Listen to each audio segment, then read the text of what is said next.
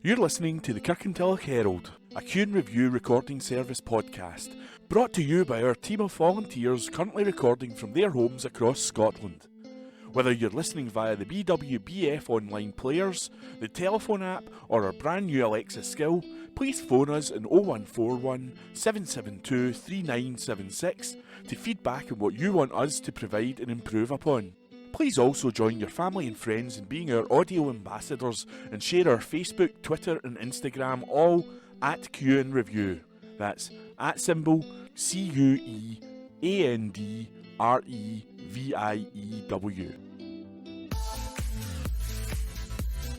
This edition of the Kirkintilloch and Bishopbriggs Herald podcast is published on the 24th of August 2022.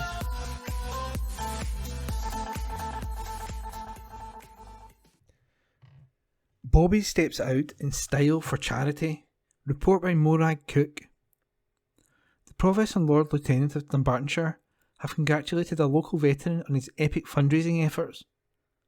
Robert Campbell, 76, known as Bobby, decided to undertake a 10,000-mile walk in aid of Macmillan cancer support, and he has already clocked up 3,000 miles so far. Having recently moved to Kirkintilloch, he walks 3 miles a day in the area, wearing a Macmillan Cancer Support fluorescent yellow vest.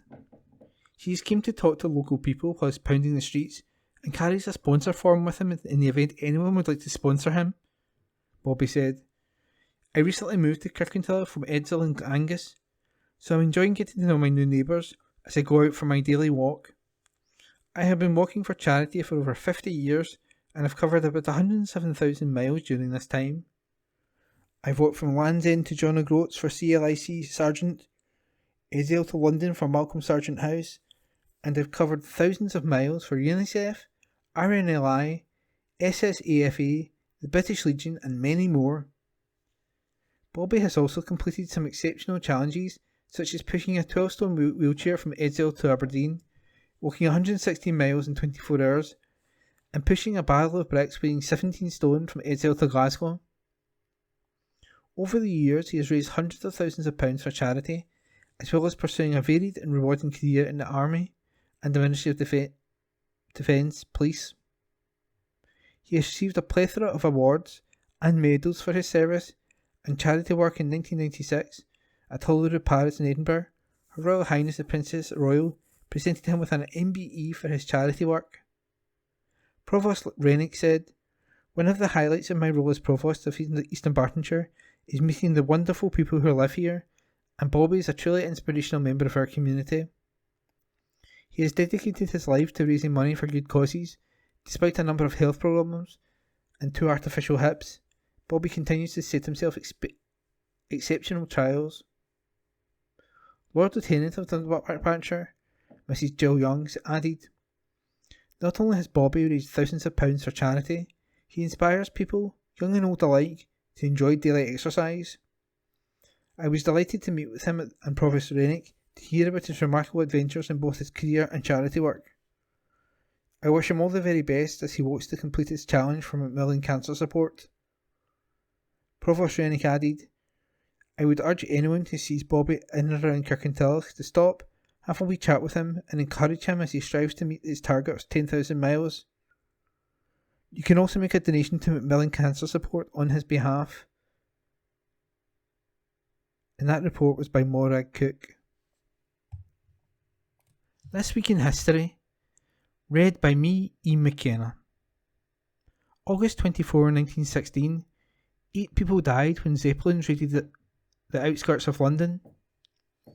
On this day last year, Dame Jocelyn Bell Burnell was awarded the world's oldest scientific prize for her work on the discovery of pulsars. August 25th, 1978, the Shroud of Turin went on show for the first time on the high altar at St John's Cathedral in Turin. August 26, 1952, the Soviet Union announced that the first successful intercontinental ballistic missile tests had taken place. On this day last year, scientists said they could have a potential new approach to malaria control after their research found a way to substantially reduce the cases of the life-threatening disease. August 27, 1966, Francis Chichester left Portsmouth in Gypsy Moth 4 on his single-handed voyage around the world.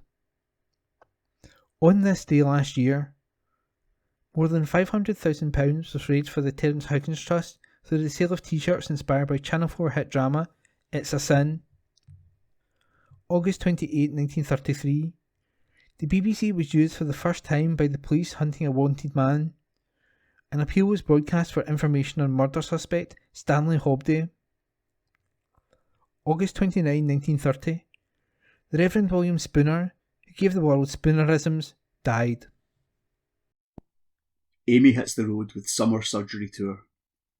East Dunbartonshire MP Amy Callaghan has taken her regular surgeries on the road, offering advice and support to people across the constituency. The local MP said it was a good opportunity to provide face-to-face support to her constituents in the wake of the cost of living crisis. Ms Callaghan has been outspoken about the struggles facing local people, highlighting that food bank usage across Scotland is up by almost a third over the last year. In an intensive first week, Ms Callaghan ran joint surgeries with other local politicians in Bishopbriggs, Auchinairn, Bearsden, Lenzie and Mulgai, and has promised further dates and locations over the summer. The surgery tour is part of Ms Callaghan's wider summer constituency activities, including visits to community groups, charities and businesses. Last week she joined Mulgai in Bloom to help out with the group's litter picking activities. Westminster broke for summer recess at the end of July and will reconvene on September the 5th. Commenting, Ms Callaghan said, "Throughout the pandemic, I've been working hard to support local people, but restrictions limited much of that support to virtual surgeries by Microsoft Teams or over the phone.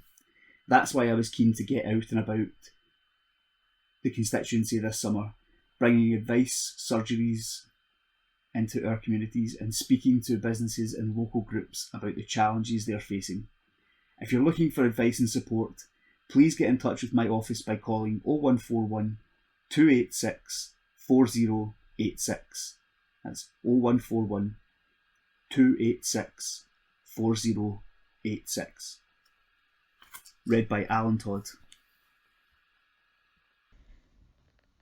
Temporary hours for library, as recorded by Hunter MacDonald. New temporary opening hours will be in operation at the Lennoxtown Library from this week. The changes, which are expected to run until November the 7th, will see the library close at the earlier time of 5 p.m. on a Wednesday and shut between 12:30 and 1:30 p.m. Tuesday to Friday. Jim Neal, Chair of EDLC Trust, explained, "During this period all the usual services will be available at the library: borrowing books, audiobooks, accessing newspapers and magazines, free internet access, computer printing and free access to subscription-based information websites such as Ancestry. There is also a digital library which can be accessed from home, with e-books, audiobooks and access to a wider range of subscription-based information websites. Membership and most services are free.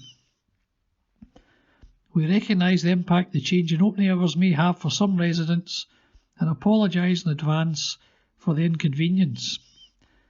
The amended opening hours are only temporary while we recruit new library staff due to a number of unforeseen vacancies arising.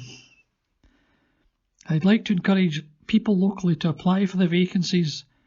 Libraries are a much valued community resource and working there is enjoyable and worthwhile. The posts known as cultural assistants will be advertised on My Job Scotland. You can have a look at www.myjobscotland.gov.uk and on our social media accounts. EDLC has extensive digital library and cultural resources available to residents. Food for thought. New food hygiene ratings have been awarded to 8 local restaurants and cafes. The Food Standards Agency's website shows, and it's good news for all. PASS, earlier UK PLC within Allender Sports Centre, Milgai Road, Bearsden, rated on July the 26th. PASS, the Alba Collection number 40, at 40 Newkirk Road, Bearsden, rated on July the 21st. PASS, Cafe Creme at 14 Newkirk Road, Bearsden, rated on July the 20th. Pass the Old Gatehouse at 1 Woodley Road, Lenzie, East Dunbartonshire, rated on August the 1st. Pass the Red Bray at 88 Redbray Road, Kirkintilloch, rated on July the 28th. Pass the Costa Coffee at 3 the Regent Centre, Cowgate, Kirkintilloch, rated on July the 19th. Pass Sunday Nights at 23 Cowgate, Kirkintilloch, rated on July the 19th. And pass Stewart's Catering Company at Lenzie Golf Club, rated on July the 12th. Kids urged to get flu jab. NHS Greater Glasgow and Clyde is encouraging parents and carers to help keep children healthy over the school terms this winter by getting them vaccinated against flu.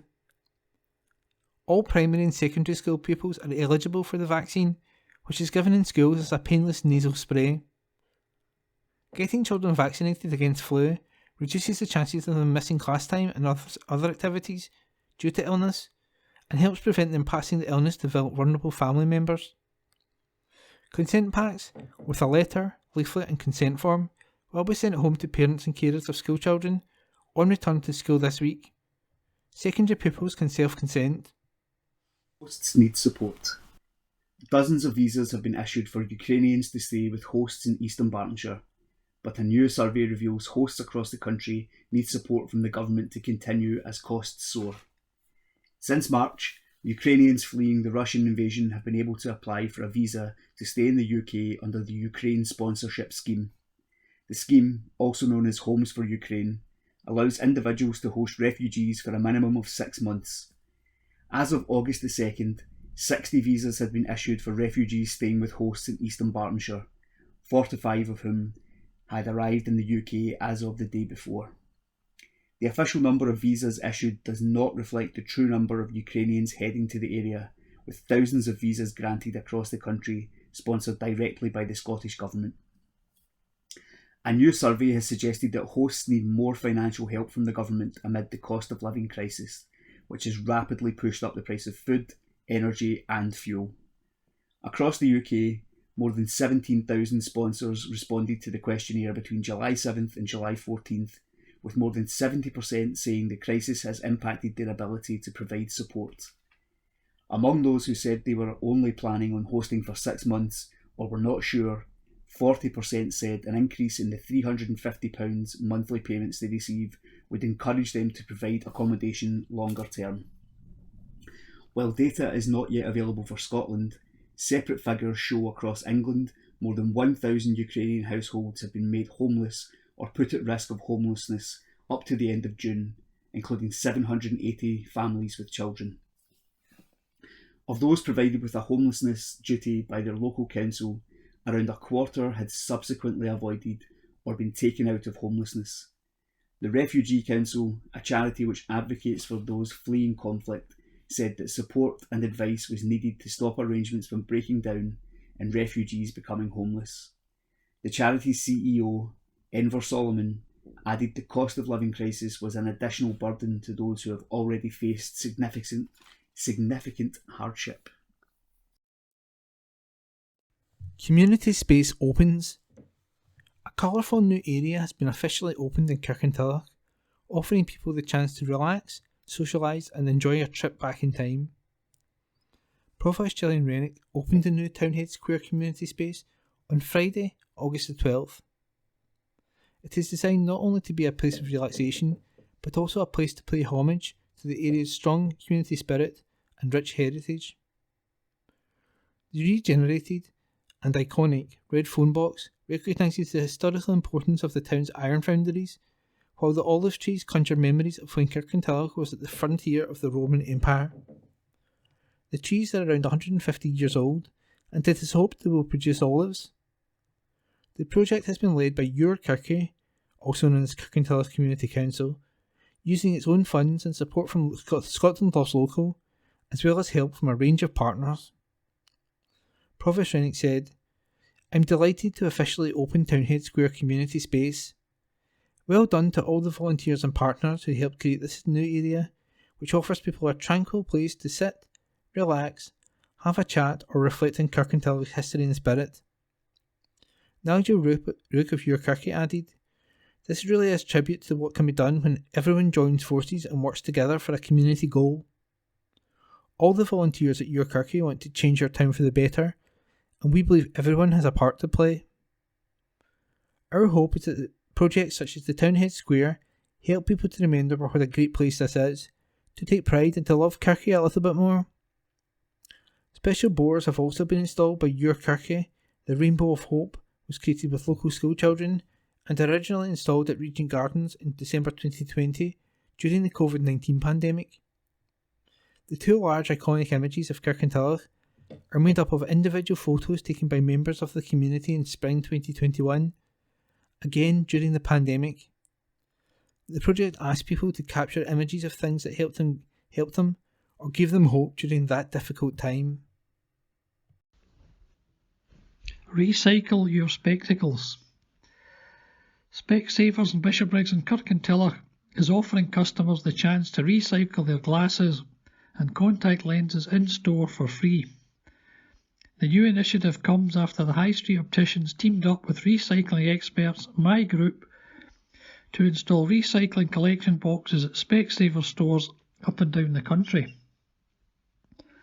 Customers at both Specsavers stores will be able to drop off both metal and plastic glasses and sunglasses, as well as contact lenses and accessories, including blister packs, contact lens cases and solution bottles. Once the collection bins are full, the items will be shipped off to My Group recycling plant. The glasses and contact lenses will be given a second lease of life and repurposed into a wide range of items such as furniture, home and garden accessories including benches and play park equipment. This is just one of the steps taken by Specsavers to try and protect the planet and achieve its goal of becoming climate positive by 2035. Clocking up a decade of care to the community. Strathkelvin and Bearsden MSP Ronan Mackay and leader of East Dunbartonshire Council Gordon Lowe helped a dedicated local charity clock up a decade of service. Grace, Group Recovery Aftercare Community Enterprise, celebrated their 10th anniversary with a special range of events. The charity was set up back in 2012 by Kirkintilloch man Robert Smith, and since then he and his team have worked tirelessly to provide a safe space to support anyone who has suffered from trauma. We all have ups and downs in life, and most of us have friends and family we can rely on to help us cope, but not everyone is so fortunate. The ethos of Grace is to offer help to anyone who is going through an ordeal, whether addiction, homelessness or social isolation. SNP MSP Ms Mackay said, "It's fantastic to see Robert and his team clock up a decade of support and service. I was delighted to be part of their uplifting celebrations. What Grace offers to the community is so unique that Robert was nominated and went on to receive a Local Hero Award from Ms Mackay back in June 2016. At the time, a modest Robert insisted the charity is a team effort and he could not achieve what he has without the help and cooperation of the many volunteers who give up their time to help run activities every week. Now, in honour of their continuing commitment to the local community, Ms Mackay has this week lodged a parliamentary motion congratulating the charity on their 10-year milestone. It reads, "Parliament congratulates the members of Kirkintilloch-based Group Recovery Aftercare Community Enterprise, Grace, on the occasion of the charity's 10th anniversary, commends what it sees as the tenacity of founder and CEO Robert Smith in establishing and growing what is regarded by many as an exemplary service of peer-led support for people who have experienced life traumas." It added that many are now settled in recovery from addiction to alcohol, drugs or gambling. The motion also recognised the positive impact on mental health of the care and activities provided by Grace and wished Robert and his team every success for the future. From the East Dunbartonshire Council website. Following a 2-year delay, it's finally time to go back through the keyhole of some of our best known buildings as Doors Open Day returns to East Dunbartonshire next month. The event, which takes place on Saturday the 10th of September, allows free access to lots of venues as well as sites of historic, cultural archaeological and community interest, which are not usually open to the public. Take this opportunity to follow in the footsteps of entertainers such as Billy Connolly and Peter Capaldi, and tread the boards at the Fort Theatre. You can also do a spot of ghost hunting, if you dare, for the resident spirit which is believed to roam the upper floor of the Bishopbriggs Theatre, which is home to the Antonine Theatre Group. History buffs won't want to miss the guided heritage walk of 15 of the most historically significant buildings in Kirkintilloch, led by the Kirkintilloch and District Society of Antiquities. The guided tour leaves from William Patrick Library at 2 p.m. No booking required. Another highlight for heritage lovers is the building's History Archives Open Day, also at William Patrick Library, where you can enjoy a display of local study materials and also get advice on how to research the history of your home. No journey through the area's history would be complete without a mention of Kirkintilloch's famous Lion Foundry, where iconic red telephone boxes were made. Now you can take a peek behind the scenes of the Foundry Collection store at Donaldson Crescent, Kirkintilloch, and see up close some of the items associated with this world-famous works. New to the programme this year is Colbur Farm in Mulgai. Gifted to Spinal Injuries Scotland in 2007, the splendid holiday accommodation and garden was officially opened by HRH, the Princess Royal, in 2012. The renovated house and beautiful gardens are fully accessible and are a perfect place to spend the afternoon. Jim Neal, chair of EDLC Trust, said, "After 2 years' absence, we are absolutely delighted to see the return of Doors Open Day. It is a chance for people to see behind the scenes in the parts of our well-known buildings, where there isn't usually public access, and I would encourage everyone to come along. There is something here for everyone to enjoy. In addition to all the wonderful heritage and buildings events, this year's programme includes the 50th anniversary annual art show at Old Kirk Museum, which is a highlight of the arts calendar in East Dunbartonshire. Doors Open Day is Scotland's largest free annual celebration of heritage and built environment.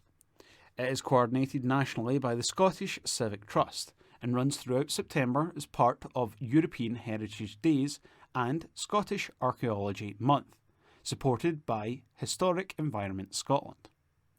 East Dunbartonshire's event programme is organised in partnership with the East Dunbartonshire Heritage and History Forum. For events bookable through Eventbrite, visit the Eventbrite website at www.eventbrite.co.uk. That's eventbrite.co.uk, and search for the event you are interested in. For any queries, please contact archives@eastdunbarton.gov.uk. That's ARCHIVES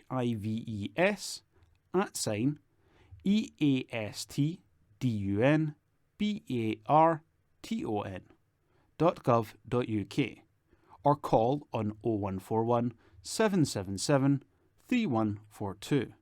Again, that's 0141 777 3142. You can also follow East Dunbartonshire Council on Twitter and Facebook. Time to go off Beatson track. Cancer patients and families across the country are getting ready to turn the West End of Glasgow yellow for Beatson Cancer Charity. The charity's annual Off the Beatson Track 10k walking event will be taking place on Sunday the 28th of August. The event usually attracts around 2,000 supporters each year. It's been a virtual walk for the last 2 years, but is back as a live event on Sunday the 28th of August, which STV's Laura Boyd and BBC's David Farrell will be hosting. It will start at the Riverside Museum in Glasgow and go past the Beatson West of Scotland Cancer Centre on Great Western Road, via Kelvin Grove Museum and back to the Riverside Museum to finish. The charity spokesperson said, "This fun-filled 6.5-mile walk is fully accessible and perfect for all ages and a great day out with family entertainment. Sign up your friends, family, colleagues and dogs and be with us to show support for patients and families facing cancer." Cost of living hits hard. Chas and Crisis Care Appeal. Children's Hospitals across Scotland, better known as Chas, has launched a cost of living crisis care appeal, urging Scots to help dying children and families severely impacted by the cost of living crisis. As well as providing round-the-clock care for their vulnerable children, many families supported by Chas are feeling the devastating effect of rising costs and are struggling to make ends meet. The charity is working hard to offer vital support to families facing financial hardship nationwide through its innovative Family Income Maximisation Service, which provides crucial advice for families who may be forced out of work to care for their children, or who are struggling to afford regular hospital transport, or suffering from food poverty. Laura Wingate and Marcus Dix were assisted by Chas after their second son Theodore was born just as the pandemic hit in March 2020. Marcus found himself unemployed while caring for Theodore, who was born with chronic lung disease, brain damage, and a range of other complex care needs. He said, "When I lost my job sorting out benefits while sitting in hospital with Theodore was so stressful, Chas helping us with our finances has made a real difference to our lives." Theodore, who is now 2, finally came home from hospital on his first birthday, but because he's wheelchair bound, ventilated and tube fed, he needs 24/7 care. Marcus said, "Nurses watch Theodore overnight so we can sleep, but if they can't make it, we need to stay awake by his side in case he stops breathing. We've been his round-the-clock carers for a year now, and we live in fear of the day we can't resuscitate him." Thankfully, the family are able to get some respite in the form of Robin House Hospice in Bala. The staff are just there when you need them, and Isaac also gets really excited when he finds out we're going and calls it a mini holiday. Laura added, "The support Chas has given us literally has made our lives so much easier. We can't thank them and the supporters who donate money to the charity enough." Chas Family Income Maximisation Officer Monica Curry said, "The cost of living crisis has resulted in many of the families we support facing some of the worst financial difficulties they have ever experienced. The rising cost of fuel is also affecting the families we support, who often have to make multiple trips to appointments every week. We are also witnessing a lot more food poverty among the families due to the rising cost of inflation, and this is something that has impacted bereaved families too. Over the past 3 years, our Family Income Maximisation Service has helped over 300 families, helping to unlock nearly £400,000 in much needed funds, and we want to continue to offer this vital support. To donate to Chas Appeal, visit www.chas.org.uk/donate. That's www.chas.org.uk/donate. 30 years of help. For 30 years, Children's Hospitals across Scotland has been offering a full family support service for babies, children and young people with life-shortening conditions. This includes palliative care, family respite and support through its hospices, home care services and hospital presence. The charity recognises that the scale of need for its services is immense. Its ambition is that every family in Scotland who is living with the heartbreaking knowledge that their child is dying will be supported, cared for and helped to make the most of that precious time. It wants to work especially with those who currently receive little or no support from Chas. Travelodge offers 80 roles across Scotland. Travelodge, one of the UK's largest hotel brands, has launched a nationwide recruitment drive offering 500 jobs, which includes 80 roles across the group's 41 Scotland-based Travelodge hotels. These roles are providing an opportunity to create a career in one of the UK's most successful and growing industries. The UK hospitality sector It's the third largest employer and one of the main revenue generating industries in this country. It is also one of the very few industries that enables entry-level candidates to climb the career ladder into a top management position. One of the industry's giant brands, Travelodge, is renowned for investing in developing in its people via its dedicated in-house management training programme called Aspire. This programme has helped thousands of entry-level staff members climb into the career ladder into management. Travelodge operates 597 hotels across the UK, Ireland and Spain, and there has never been a better opportunity than now to start a career in hospitality and join the 10,000 strong Travelodge team. The group welcomes everyone regardless of age, experience and background. If you are a parent thinking of starting a job or career when the schools reopen in September, Travelodge can help as it is dedicated to supporting parents by offering jobs close to home, hours that match the school run, benefits that suit families, and a path into management. The Travelodge Parents Programme makes it easier for mums and dads to work around the school run and climb the career ladder whilst raising the family. If you have just completed your hires or graduated from university and are searching for a career path, then Travelodge can help you kickstart your career and climb the career ladder into management. The opportunities are endless at Travelodge. You just need the passion and drive to succeed. Hannah Thompson, Chief People Officer at Travelodge, said, "We are currently looking to fill 500 jobs with a career opportunity across the UK, and this includes 80 roles across our Scotland hotels." To find out more about these jobs and careers at Travelodge, please visit www.travelodge.co.uk/careers. Excellent news. Morrison's has become the first supermarket to launch its own line of carbon-neutral eggs as part of its commitment to be directly supplied by zero-emission British farms by 2030. 5 years ahead of the rest of the supermarket industry. In stores now, Morrison's new carbon-neutral, planet-friendly eggs come from Morrison's farms, where hens are fed a soya-free diet of insects.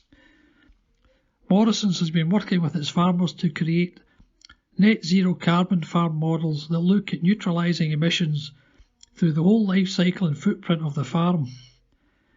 Planet-friendly eggs are the first product to come out of these models, with sustainable beef, lamb and fruit and vegetables to follow. The product is also set to be the first to feature the British Lion Egg green stamp on its eggs to indicate the lower environmental impact to customers. Mountain Writing Comp now open for entries. Mountaineering Scotland has launched its annual Mountain Writing Competition for 2022. The representative body for hill walkers, climbers, mountaineers and ski touring enthusiasts in Scotland is looking for the best in new writing about mountains and mountaineering, both in prose and in verse. Whether it's the adrenaline rush of rock and ice climbing, the tranquility and beauty of wandering gentle hills, or the wonder of travelling in the high mountains, people have always felt driven to write about their experiences in the mountains. And the steady stream of new books about the great outdoors demonstrates that people like to read about it too.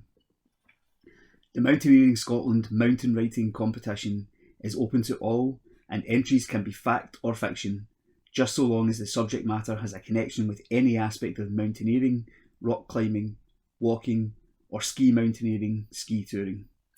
Writers can submit one entry to each of two categories, poetry and prose. First prize in both prose and poetry sections is £200. Second and third prize winners in each section will receive £150 respectively. As well as the cash prizes, winners will see their entries published here in Scottish Mountaineer, the quarterly Mountaineering Scotland magazine, which is read by more than 14,000 members. Winning entries are also published on the Mountaineering Scotland website. Run since 1987, the competition is open to members and non-members alike and regularly attracts entries from all over the UK. Previous winners have included both published authors and people who have taken up creative writing for the first time, and include names such as veteran outdoor writer Hamish Brown and more recent arrival John Burns, author of The Last Hill Walker, Bothy Tales and other books. For anyone considering entering, Prose entries should be a maximum of 2,000 words long, and poetry entries should be a maximum of 200 words, and it costs just £5 to enter per category. The deadline for all entries is 5 PM on October 31st. Full rules and details of how to enter are at www.mountaineering.scot/mountain writing. Holyrood View by Ross Greer, MSP. Sanctions against Russia are the right course of action. It's been 6 months since Russia invaded Ukraine. Those have been 6 months of fear, pain and defiance for the Ukrainian people. More than 1 in 10 have fled the country, and more than a third have been displaced from their own home. Tens of thousands have been massacred in the most horrific ways by Russian forces. Putin and his regime deserve nothing but unequivocal condemnation. Earlier this month, I gave my own footnote to this tragic conflict, as the Russian government added me to its list of sanctioned individuals. I was part of a cohort of 39 people, including Green co-leader and Government Minister Lorna Slater, former Prime Minister David Cameron, who are now all banned from entering Russia. These largely ineffective measures from the Kremlin are a response to the UK's own massively overdue actions to damage and isolate Putin's regime. Many of us suspect that the reason action hadn't been taken long before now was the extent to which Russian oligarchs had access to and influence over the Tory party. It's estimated that since Boris Johnson became Prime Minister, the Conservatives have received over £2 million in donations from Russian oligarchs. This should have been stopped when Russia first invaded Ukraine in 2014, or when they launched their bombing campaign in Syria in 2015. But too many were willing to turn a blind eye while money kept rolling into London and to the Tory party. While it all came too late, these sanctions and other measures targeting Russia's economy are absolutely the right thing to do. My appearance on the Kremlin's counter-sanctions list may be down to my specifically proposing to the First Minister that any Scottish country states owned by Russian elites, there are unfortunately more than one, be cut off from agricultural subsidies and other support usually provided to the farming sector. I hope readers will agree that this was the least we could do, and I'm glad to report that the Prime Minister agreed without hesitation. I'm proud that Scotland has stood with Ukraine in its time of need, but I hope one day soon we will be able to stand together in celebration of their victory. Opinion. Let's talk. Letters page from this week's Kirkintilloch Herald. Please send your letters via email to kirkyherald@jnscotland.co.uk. Ran gauntlet of a baying mob waving saltires. Sir, in attending the Conservative candidates' hustings in Perth, we had to run the gauntlet of a saltire waving, baying mob shouting, "Shame on you, Tory scum." In other circumstances, eggs were thrown and a respected journalist verbally abused. Would somebody explain how this type of behaviour is designed to further the case for Scottish independence? Yours, etc., John Diffie. Address supplied. The UK is like the Titanic, but Scotland has lifeboats. Sir, the news these days makes me feel like the poor souls in the Titanic when she hit that iceberg. Time to don a life jacket and seek a lifeboat station. Time to get out from under a corrupt Westminster government. Scotland needs independence and fast. Unless the Supreme Court rules for a referendum, we need to vote for it and get out of a union that is now dragging us into poverty. Yet there are still folk who ignore what is going on because they lack for nothing and feel that voting Conservative keeps them upper class and special. They ignore news that Boris Johnson allowed a plane load of dogs to be evacuated from Afghanistan, leaving endangered Afghans who had worked for the British military forces to the mercies of the Taliban. They see no wrong in bypassing the civil service vetting of potential office bearers in national organisations and appointing Conservative donors and supporters. They encourage the headlong enlargement of the House of Lords by appointing Conservative cast-offs as the UK shuffles closer and closer to fascism. A Scotland, already self-sufficient in energy, water, and able to trade with Europe and the UK, would thrive. We have a lifeboat and should use it while we still can. Yours, etc., Elizabeth Scott, by email. Give peace a chance and bring fuel costs down. Sir, In 1982, Alexander Haig shuttled back and forth between the relevant capitals to try to broker peace and prevent a war over the Falklands. Sadly, I've seen little or no effort by prominent politicians or the UN to bring peace to the Ukraine. All Western politicians do is send over more arms and encouragement to the Ukraine leadership, which is like fighting fire by pouring petrol on it. These are the same politicians who say we are on track for a catastrophic climate change by 2030. If nuclear war breaks out over the Ukraine, it certainly won't do the climate much good. Can someone please give me a peace a chance? It might also bring down energy bills. Yours, etc., Jeff Moore. Address supplied. National Unity Government. Sir, the Institute for Fiscal Studies says the UK can't afford huge tax cuts. They are not feasible because spiralling inflation will push up the cost of government spending, leading to a lack of spare capacity for tax cuts. The IFS claims short-term borrowing to support families through the coming rise in energy bills is possible and preferable to permanent tax cuts. Liz Truss economics seem quite irresponsible in comparison to Gordon Brown economics, it would appear. The Rishi Sunak campaign says this analysis drives a coach and horses through the Truss plans, but sadly the die is cast and she seems bound for victory. Yet a quick, easily implemented plan is now all we have time for, which is why the Keir Starmer plan has merit. But what happens if the Johnsonites rallying round Truss go for a massive cost-cutting package, as advocated by Jacob Rees-Mogg?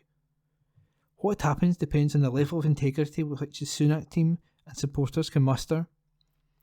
If they have even a grain of integrity, Tories of that camp must consider joining the opposition with a threat to bring down the government if it does not become one of national unity immediately.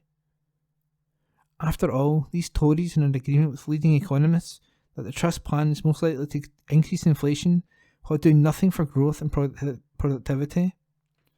Why would investors take risks promoting industrial development at this time just because of new tax cuts? A major recession and hyperinflation is bearing down, creating weak demand. Reducing inflationary pressures is therefore the priority. Yours, etc., Andrew Vass, via email. Warning issued on cost of living scams. Consumers have been urged to be aware of new cost of living scams in Scotland as part of the National Scam Watch fortnight. This year's Read Between the Lines campaign highlights the importance of remaining vigilant, with fraudsters using emails, text and social media to prey on people of all ages. Advice Direct Scotland, which runs the national consumer advice service consumeradvice.scot on behalf of the Scottish Government, continues to see new tactics deployed as criminals try to manipulate struggling households. With energy bills set to soar, reported scams include fake discounts on prepayment meters and bogus offers of energy or HMRC rebates, which leave potential victims even more disadvantaged. Deputy First Minister John Swinney said, "Scottish Scam Watch Fortnight is an important campaign helping people to read between the lines when they are contacted unexpectedly by someone over the phone, by email, or at their front door." Consumers are also being warned about the investment scams such as cryptocurrency deals, often featuring sham celebrity or expert endorsements, circulated on social media. Alongside this are bank telephone scams and romance frauds designed to steal money. Scots are also being encouraged to be aware of traditional doorstep scams by bogus callers posing as tradespeople. The Scottish Scam Watch Fortnight, which runs on social media platforms until August 28th, will look at scam methods and offer free advice on the ways in which consumers can reduce exposure to scammers. Anyone who wants to report a scam should fill in the Scam Watch quick reporting tool at www.scamwatch.scot, which collects intelligence to share with various authorities. The Scam Watch campaign will provide tips on how to spot and avoid common scams, such as checking the legitimacy of investment opportunities and the importance of using approved and trusted traders. Free advice is available to anyone in Scotland through the Advice Direct Scotland's consumeradvice.scot service. Back to school? HMRC can help. As children go back to school, HM Revenue and Customs, HMRC, is reminding families in Scotland to not miss out on up to £2,000 a year towards their child's wraparound care. Tax-free childcare puts more money back in the pockets of working families by providing much-needed financial support towards the cost of childcare for children aged 11 or under, or up to the age of 17 if the child has a disability. For every £8 paid into a tax-free childcare online account, families will automatically receive an additional £2 in UK government top-up.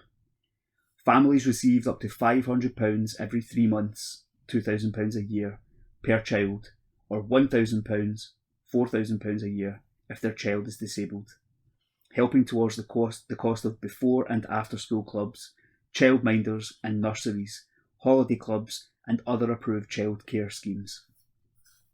In June 2022, more than 23,200 working families in Scotland benefited from tax-free childcare, but thousands more could be missing out. Overall, in June, HMRC paid out £41.6 million in top-up payments, which was shared between approximately 391,000 families across the UK. Families can find out what childcare support is best for them via Childcare Choices. Commenting, Myrtle Lloyd, HMRC's Director General for Customer Services, said, "Tax-free childcare can make a big difference to families in Scotland, helping with the bills for things like wraparound care for school children, nurseries, childminders and holiday clubs. It's easy to register. Search tax-free childcare on gov.uk." Communities urged to apply for funds. A £970,000 fund designed to support projects and ideas to benefit the environment and local communities has opened for its third round of applications. Crown Estate Scotland's Sustainable Communities Fund, which started in 2020, has already delivered around £620,000 in valuable support to people across the country. It consists of 2 grant programmes: Community Capacity Grants, open to all communities within 5 miles of Scotland's coastline, or one of Crown Estate Scotland's 4 rural estates. Early stage financial support is available for community projects that will contribute to local regeneration and sustainable development. Grants will range between £20,000 and £50,000, with a total of £250,000 being made available in this year's of the programme. Environmental grants, available to Crown Estate Scotland tenants, providing grants of between £5,000 and £20,000 for projects which can deliver demonstrable environmental benefits within 18 months of an award being made. A total of £100,000 is available this year. Annie Braden, Head of Policy for Crown Estate Scotland, said, "Applying to the fund is easy, and the grants available can provide the financial backing to turn aspirations and great ideas into reality." Full details can be found at www.crownestatescotland.com/our-communities/sustainable-communities/fund #environmental-grants. The deadline for expressions of interest is Monday, September the 19th. The deadline for the Environmental Grants Programme is Friday, October the 14th. City Set to Light Up the Night by Morag Cook. Scotland's capital has been chosen to host an illuminating nighttime walking event for Cancer Research UK for the first time. People across Edinburgh are invited to take part in the charity's Shine Night Walk, which will take place on Saturday, October the 1st. And anyone who signs up between now and August the 30th can claim 30% off the entry fee by using code SNWAUG30. Entries are open now for the 10k event, where participants can choose to raise money for the area of life-saving research closest to their hearts. This includes research into prostate cancer, breast cancer, bowel cancer, lung cancer, ovarian cancer, brain tumours, children's cancers and leukemia. Or they can simply give their backing to Cancer Research UK's overall work. Edinburgh is one of 19 locations across the UK selected to host a Shine Night Walk in 2022. The event starts at the Mound at 7 p.m, where the participants will take to the city streets in a fun and inspirational parade of light that, stride by stride, will help the charity get closer to beating cancer. Passing some of Edinburgh's most famous landmarks, the route starts and finishes at the National Galleries, taking in Edinburgh Castle, Holyrood Palace and Calton Hill along the way. Cancer Research UK spokeswoman for Scotland, Lisa Adams, said, "Every day we see the benefits of research we've previously funded being realised, helping people live longer and healthier lives. That's why we're delighted to bring Shine Night Walk to the city for the first time, and we're urging everyone to help make it a night to remember. Supporters of all abilities who can take part in Shine Night Walk, and training advice is available on the website. Participants can go at their own pace, from a leisurely stroll to a lively stride or a full-on power walk, passing the city's well-loved landmarks. The 10k distance is just over 6 miles and takes between 1.5 to 3 hours to complete. People can also show their support by volunteering on the night. To enter or volunteer, visit shinewalk.org. Nearly £15 million of public sector fraud. The overall level of identified public sector fraud and error in Scotland has fallen slightly, according to the results of a national counter-fraud exercise. Every 2 years, the National Fraud Initiative identifies outcomes worth millions in estimated savings to the public sector purse. The 2021 NFI exercise in Scotland identified outcomes valued at £14.9 million compared to £15.3 million in 2018-19. Anthony Clark, Executive Director of Performance Audit and Best Value, said, "Despite the challenges of the pandemic, public bodies in Scotland continue to show a strong commitment to detecting fraud and error. At a difficult time for public sector budgets, it's important all participating bodies continue to look to maximise their participation in the exercise and act on areas of improvement identified by local auditors." District News General, Heart of the Matter, by Dr. Frank Dunn. Nowadays, I find myself heading off to visit old friends and relatives who require support. I have an aunt aged 96 who has recently shrugged off COVID and an infected knee. Thanks to outstanding support from her family and carers, she remains in her own home. Also in the 96 Club is the wife of a late colleague of my dad. She was a virtuoso pianist, and her son is an internationally recognised cellist. She is very much on the ball, and still at home with an excellent carer. One of our neighbours in his 90s is now in a care home. He was in his day an outstanding golfer, played in the final of the Scottish Amateur Championship, and can still remember the details of his golfing peers. He lights up when the subject of golf is raised. The fourth nonagenarian is a retired medical colleague, Dr. Matthew Dunnigan. He is frail, but remembers details of his academic achievements, and they were substantial. He was the doctor who identified rickets and osteomalacia in people of an Asian background. These disorders due to the lack of vitamin D, which previously they had received from sunlight in the country of their birth. Living in Glasgow, and especially in tenements, deprived them of exposure to sun, and therefore their main source of vitamin D.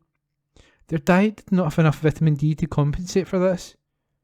A campaign was launched to fortify foods such as the flour used in chapatis, and subsequently to augment vitamin D further with oral supplements. This essentially removed rickets from Glasgow's Asian population. Dr. Dunnigan was assured of immortality by describing for the first time a condition known as Dunnigan syndrome. This is a rare disorder of the blood fats, which is a rare genetic disease that affects only women. The technical term is type 2 partial lipodystrophy. Dr. Dunnigan's mentor and closest friend in medicine, Dr. Jack Markson, died many years ago, and since then Dr. Dunnigan has been a most supportive friend to Dr. Markson's wife, the virtuoso pianist mentioned earlier. She became partially blind, and Dr. Dunnigan would phone her each evening to read out the key programmes on television, as well as supporting her in other ways. The elderly all have a story to tell, and hearing their stories enhances greatly the lives of the listeners.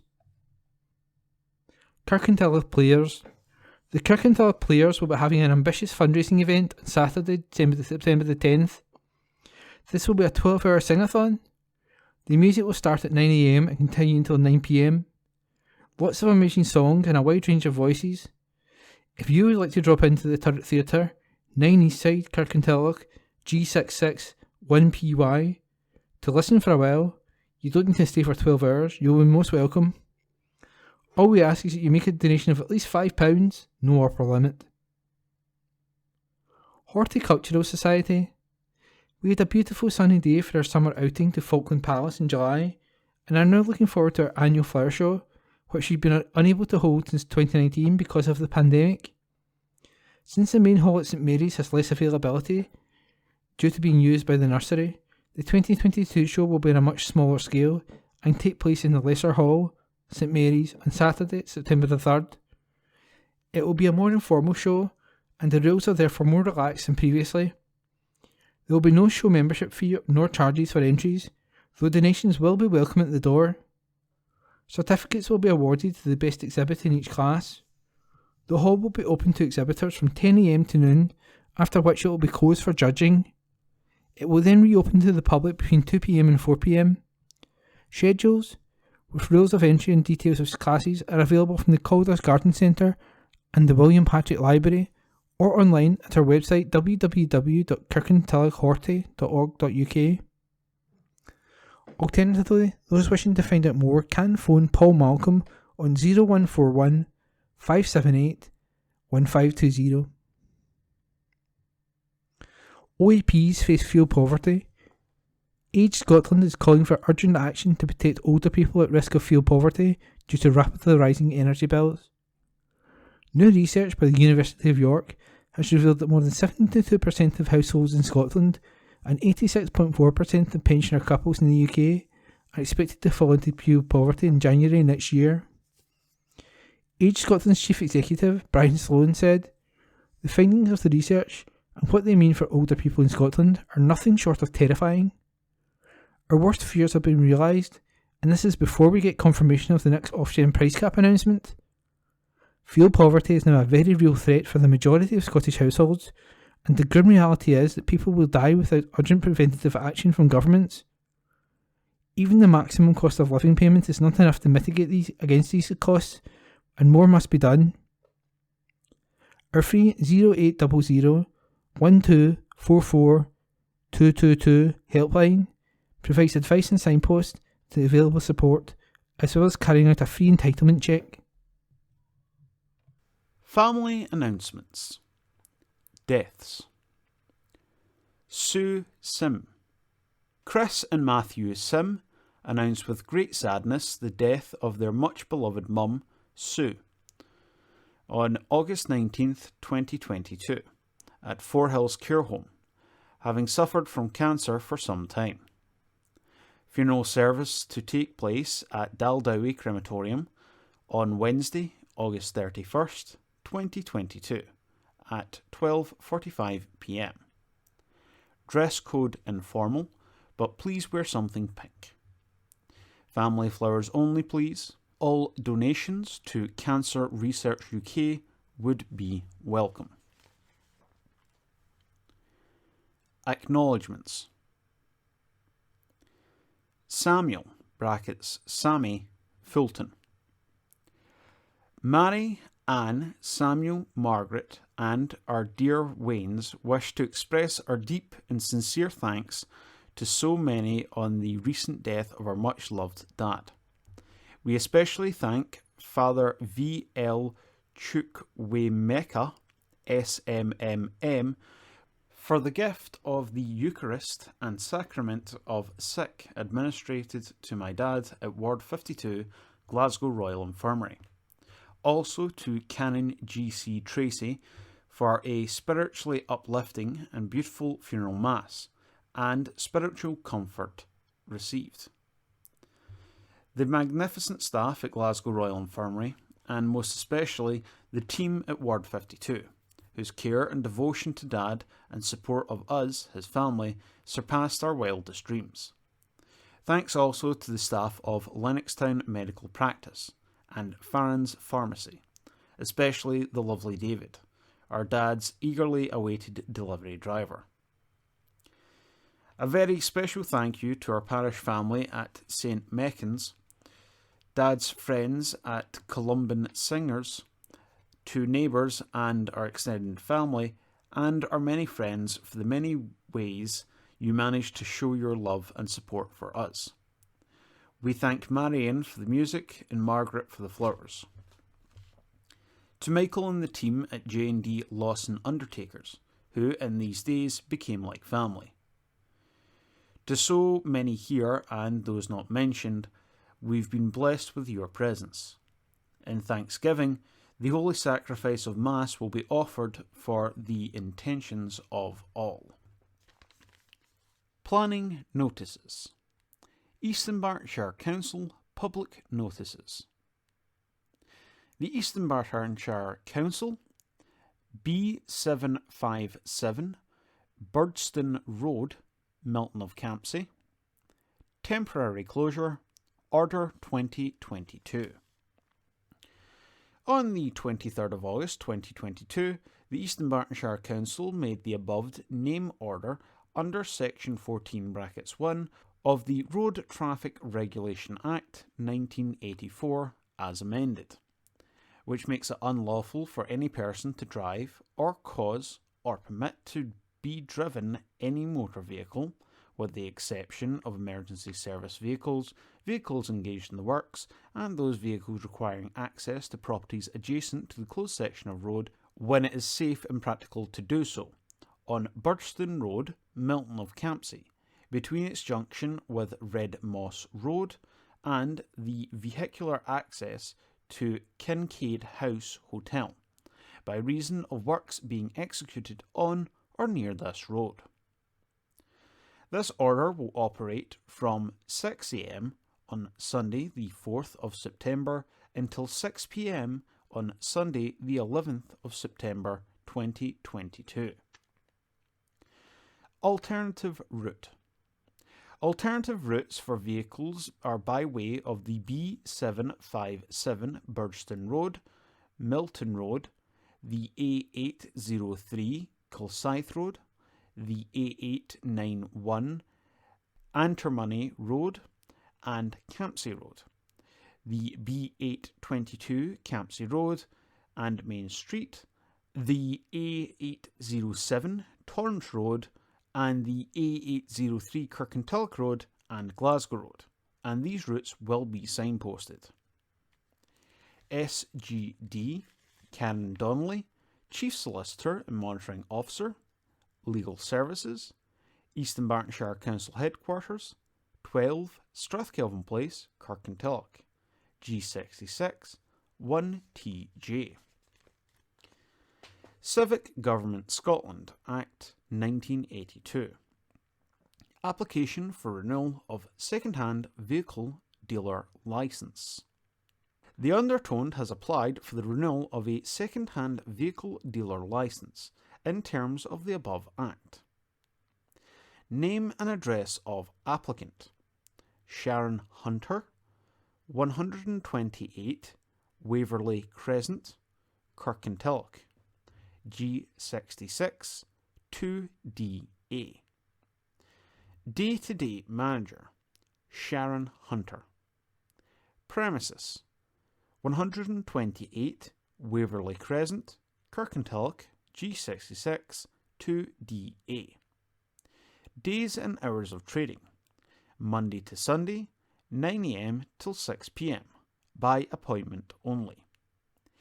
Any objections or representations in terms of paragraph 3 brackets 1 of Schedule 1 of the Act should be logged with the undernoted no later than 28 days from the publication date of the newspaper in which this advertisement appears.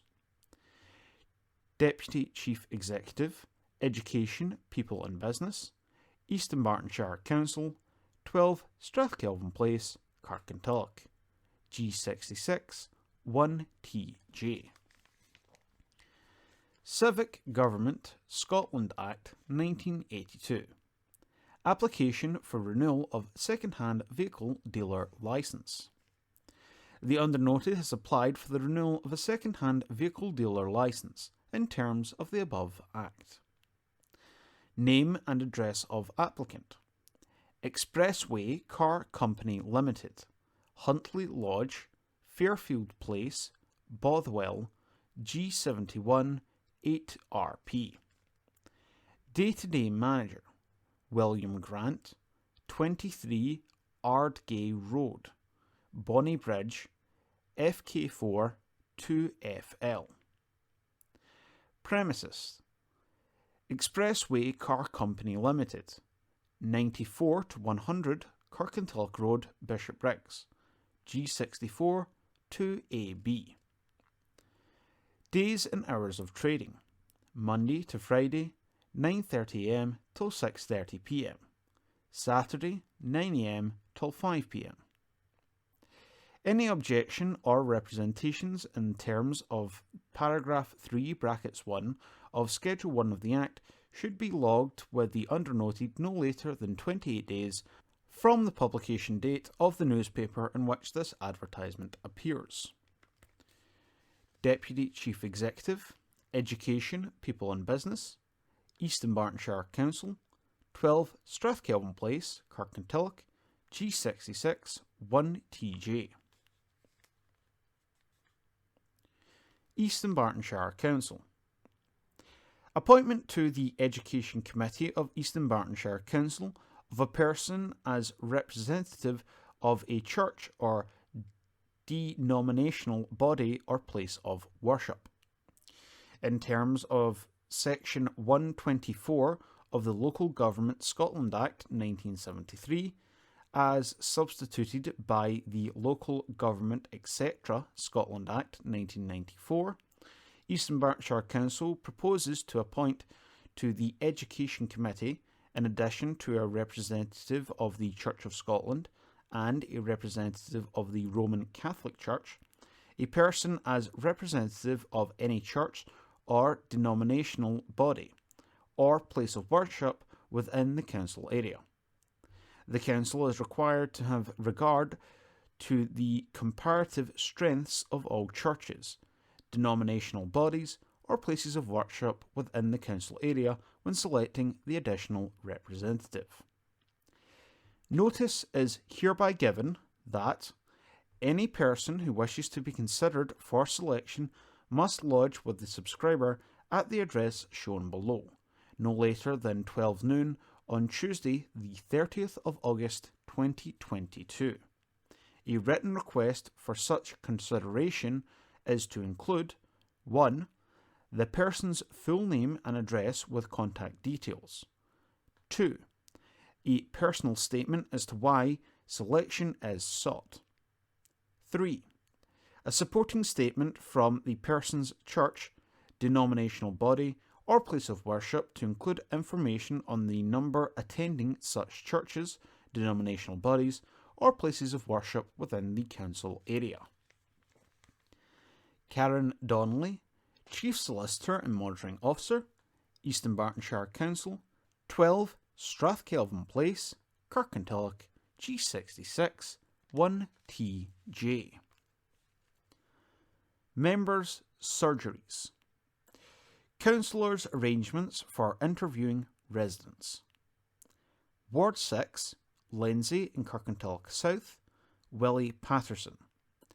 29th of August 2022, Kirkintilloch Leisure Centre, 6 p.m. until 7 p.m.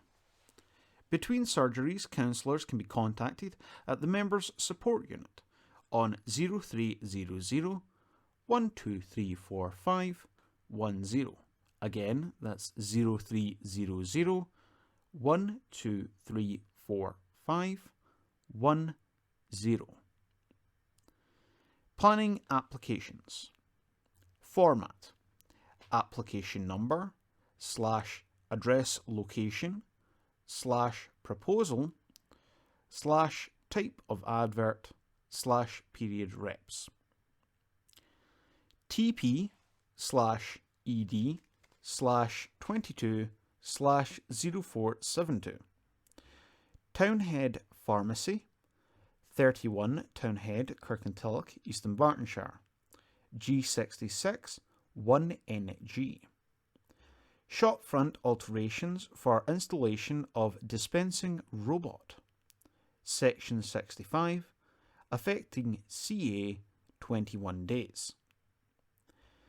The application plans and other documents can be viewed online through the Council's website. The current restrictions on non-essential office work associated with the coronavirus pandemic means that plans cannot be viewed in Council offices as normal. Written comments may be made within the above period to the Council, through the Council's website or to the above address.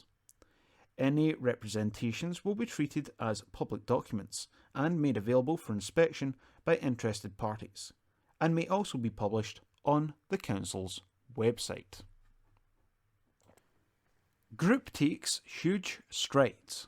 An article written by Brian Yule and read by myself, Corey. Walk, run, cycle in and around East Dunbartonshire has come a long way in the last 2 years and is now officially a consortium, able to access grant funding to help its local community. Originally set up by Lorna Thompson as a Facebook group at the start of the pandemic after her dad took them to the waterside stepping stones, it has now grown to nearly 7,500 members. Lorna said, "I decided to start a group on Facebook to share my routes and photos and to encourage others to share where they had been so me and my boys could get ideas and inspiration of where to visit locally and enjoy." Walk, Run, Cycle Kirkintilloch was born, and as restrictions eased, the area we were allowed to explore grew, so members of the group shared further afield routes and locations, and so the name changed to Walk, Run, Cycle in and around East Dunbartonshire. Keeping it predominantly East Dunbartonshire residents kept it feeling safe, and very much a community space for the members. April 2021 saw the launch of #WalkNTalk, with members sharing their favourite routes and a chance to meet like-minded folk for a walk and a talk. Lorna said, "We encourage all levels of fitness and ability. Genuine friendships have been formed, and anyone who attends a #WalkNTalk only ever have nice things to say. Any member can organise a walk and talk by emailing wrce2020@gmail.com or through the Facebook page. The group now run #Monday Meetup from the Kirkintilloch Leisure Centre at 9:30 a.m. There are plans for more Monday meetups in other East Dunbartonshire towns, if more members can be encouraged to share their loved routes by leading an event. Regular child-friendly walks are organised by Leslie Lindsay.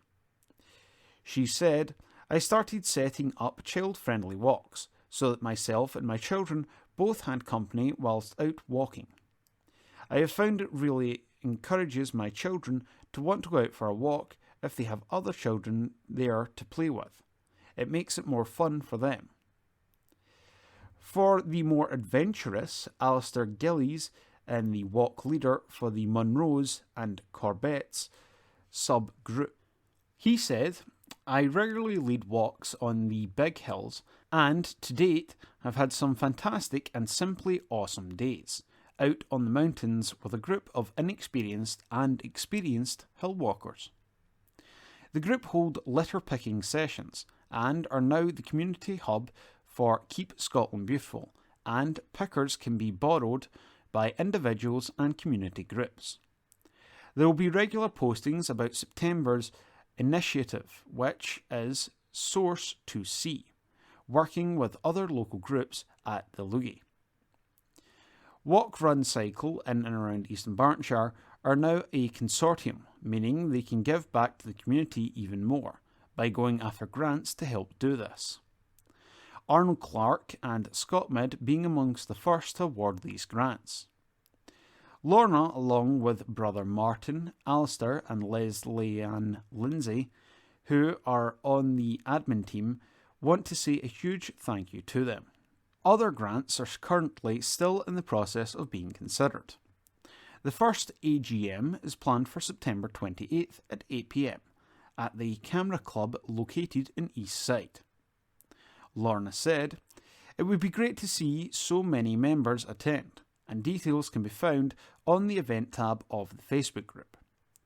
We're looking into first aid training, to purchase first aid kits, litter pickers, and even run more kid-friendly events, like our recent Easter egg hunt and Halloween spooky walk. I would love to have a bench somewhere locally to symbolise the bringing people together in a time when we were forced apart message that is so evident from creating the group, and we will fundraise for this, and hopefully work with East Dunbartonshire Council on making this happen. I get messages all the time, and I know those who lead events do too, saying how much joy the group has brought them. This makes me extremely proud. People with mental health issues have been helped too, as one member revealed the group had helped her overcome her social anxiety and enjoy life again. Lorna, quote, "I only had a wee idea. It's the members who make it the community it is." That article was written by Brian Newell and read by myself, Corey. City out of Champions League. Glasgow City are out of this season's UEFA Women's Champions League after losing to AC Roma at Petershill Park. Close to 800 spectators braved the rain to back the 15-time SWPL champions as they faced a side that featured a number of Women's Euros stars in their starting 11. A 12th minute goal from Benedetta Gliona had given the Italian side the perfect start as she evaded a couple of defenders to fire beyond Lee Gibson in the City nets. However, a delightful ball from skipper Hayley Lauder saw Roma defender Moeka Minami return the ball into her own net under pressure from Desiree Monsavias, restored parity just 8 minutes later. Chances came and went for City as New Zealander defender Michaela Moore and Scottish Women's Player of the Year Priscilla Chinchilla went close either side of half-time. It would be Gillarossi who would run out 3-1 winners, though, as another strike from Gliona, coupled with an 81-minute goal from substitute Paloma Lazaro, fired them into the next round. Despite the result, City head coach Aileen Gleeson was positive in her assessment of the game. She said, "This outcome is obviously very disappointing for everyone here, but I couldn't ask for any more from the girls. I asked them to show me their heart, and that's exactly what they did. We know Roma would be a quality side. We knew they would have the ball more than us, but we stayed in the game as long as we could, and we gave them a challenge." Glasgow City midfielder Mairead Fulton was full of praise for the vocal Petershill support. She said, "Even with the weather, it was still packed. It makes such a difference for us. The atmosphere was great and it really spurs us on. So please keep coming." The defeat meant a third-place playoff with Swiss side Servette on Sunday. City thought they'd be taking the lead when Abby Grant nodded Shine's free kick across goal for Kinga Kozak to tap home, but the referee decided she had committed a foul on goalkeeper Ines Pereira. It remained level until deep into stoppage time, when a cross deflected off Moore and fell kingly for Servette substitute Cassandra Korhonen to flick the winner past Erin Clackers. City are back in league action tonight, Wednesday, when they host Dundee United and are away to Aberdeen on Sunday. Rob Roy make it through despite early red. Kirkintilloch Rob Roy are through to the next round of the South Challenge Cup after winning in extra time away to Luncarty. The visitors missed a penalty in the first minute, and then Cian Gilday was shown a straight red card 2 minutes later. A 15-minute goal by Craig Mitchell gave the home side a half-time lead. Strikes by Derek McNabb after 63 minutes and Jamie Barclay after 68 minutes put Rob Roy in front. However, Ben Scarborough scored 5 minutes from the end to send the game into extra time. Luncarty also went down to 10 men, as Rhys Davies was shown 2 yellow cards, and 2 minutes before penalties could be required, Connor Hughes grabbed the winner. Rob Roy boss Stuart Maxwell said, "It was a bit of a roller coaster. We missed a penalty and then get a straight red card. I'm a bit mystified, as for me it was just a coming together, but I think their boy has manipulated the situation. We battled for 87 minutes with 10 men, and were the better side for large periods of the game. Deservedly went 2-1 up, and then got caught with 5 minutes left. We showed great character in extra time, and thoroughly deserved our win. It was a great finish by Connor Hughes, fitting to win any cup tie." Rob Roy have been drawn away to St Andrews in the next round of the Cup, which will take place on September 10th. Perhaps thankfully for their weary legs, Rob Roy have no game this week. Tigers roar into the playoff semi-finals. An article written by Brian Yule. Glasgow booked their place in the semi-finals of the SGB Championship playoffs after beating Redcar by the narrowest of margins in the tense night on Teesside. The Tigers led by 10 at one point, but looked to have lost the meeting when the Bears took the lead for the first time after 14 heats. That came after the blow of losing number 1 Craig Cook in the previous race, when he was brought down and forced to withdraw after 4 heat wins. But Tom Brennan and guest Aaron Summers roared to a 5-1 in Heat 15 to seal 3 points and guarantee the Tigers' place in the league's top 2. The result means they qualify directly for the semi-finals alongside Leicester with 4 other sides, including Edinburgh, set to battle it out in the quarter-finals. Boss Cammy Brown said, "It was a very long, hard night. We were down to the walking wounded at the end, but the boys were fantastic. Craig was immense, and he was so unlucky to be taken out yet again through no fault of his own. He looked like he would go unbeaten. It didn't look good after his crash, but we never gave in, and I'm absolutely ecstatic to be in the semi-finals again. People don't realise how hard it is to make the top 2 in our league, because it is so competitive. Redcar might not even make the playoffs, and look how good they are. We now need to see if we can get everyone back fit.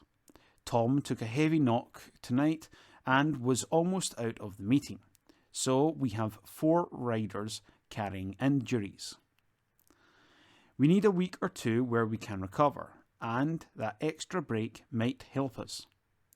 Once again, I am so pleased for the fans. They were amazing tonight, as they always are." The Tigers headed to Plymouth last night, Tuesday, to complete their regular league programme, though the result would have no bearing on their final position. Brown hoped Cook would be available for that tie, but the position was still up in the air as the Herald went to press. Brown added, "He needs the bike time. It didn't look like that against Redcar, but we want to get him as much time on the bike as we can before the really important matches." Meanwhile, rank outsider Kim Nielsen won the FIM Speedway Grand Prix Challenge in Glasgow, The 32-year-old Swede was 125-1, with bookmakers on Saturday morning to finish top of the rostrum at Ashfield Stadium. But he beat meeting favourite Dan Bewley twice, once in his programmed rides and once in a run-off to decide the winner. Bewley finished second, with Jack Holder making up the first three riders to be guaranteed a place in the next year's World Championship. Nielsen said, "It's crazy. Of course I came here to try and make the top three. I wouldn't do it otherwise. I was open-minded about what would happen. It's just unbelievable and I'm so happy." GB star Robert Lambert failed to make the podium, finishing on 10 points, while former Glasgow star Rasmus Jensen also made it into double figures. That article written by Brian Yule. Rosvale's first point. Rosvale got on the board in the WOSFL First Division with a 1-1 draw at home to Cumbernauld United. Fraser Malcolm scored after 28 minutes, and although United equalised, Rosvale held on for a point. West Park United lost 4-2 away to Camelon in the South Challenge Cup. The West Park scorers were Ryan Jack and Stephen Graham. United have no games this weekend. Petershill lost 3-1 away to Cumnock in the Premier Division, with Johnny Branks scoring. Ashfield won 2-1 away to Glasgow Uni in the Second Division, with Bobby Barr and Fraser Sheridan goals. Glasgow Perthshire lost 3-1 away to Craigmark Burtonians in the WOSFL Second Division, with Ryan Gemmell on the score sheet. Scottish Junior Cup ties. Friday, Rossvale versus Muirkirk Juniors. Saturday, Petershill versus Nairn St Ninian. Buckhaven Hearts versus Ashfield. And Perthshire versus Cruden Bay. Rossvale Academy travel to Inglington on Saturday in the 4th Division. Thank you for listening to this week's Kirkintilloch Herald podcast, brought to you by Q & Review Print Speaking to the Blind. If you've any feedback, you're welcome to call us on 0141 772 3976. If you enjoyed this recording, feel free to subscribe to our channel.